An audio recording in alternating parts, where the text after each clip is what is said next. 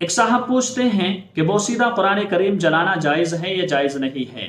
تو اس سوال کا جواب یہ ہے کہ بوسیدہ قرآن کریم یعنی وہ قرآن کریم جو پھٹ چکے ہیں، جو پرانے ہو چکے ہیں، جو استعمال کے قابل نہیں ہے، اس طرح کے قرآن کریم کو جلانا جائز نہیں ہے، درست نہیں ہے۔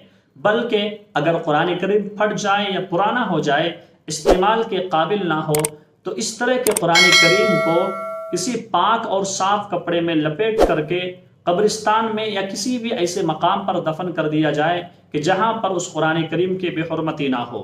ایک شکل تو یہ ہے۔ دوسری شکل یہ ہے کہ اس قرآن کریم کو کسی سمندر میں یا کسی دریا میں جو ہے بہا دیا جائے۔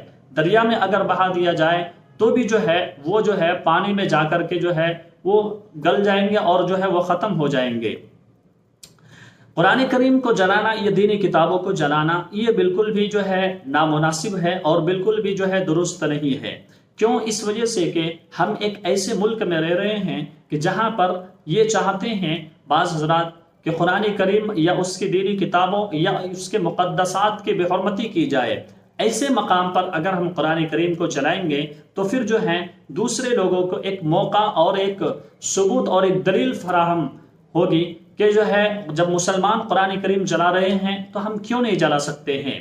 اس وجہ سے اس طرح کے جو قرآن کریم ہو یا اس طرح کی دینی کتابیں ہو جو پھٹ چکے ہیں، جو استعمال کے قابل نہیں ہو، اس کو کسی بھی صاف اور پاک کپڑے میں لپیٹ کر کے سب سے بہترین طریقہ ہے کہ اس کو دفن کر دیا جائے۔